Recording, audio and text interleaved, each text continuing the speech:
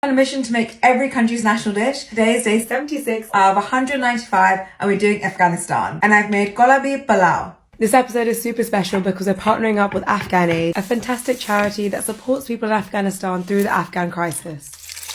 You don't have to use a pressure cooker, but it will save you so much time. Gulabi palau is the national dish of Afghanistan, which is also considered the crown of Afghan cuisine. Gulabi palau consists of steamed rice cooked in meat broth, which is served with meat and garnished with caramelized carrots, raisins, almonds, and pistachios. And make sure you only par cook this rice. It's going to cook properly in the lamb stock.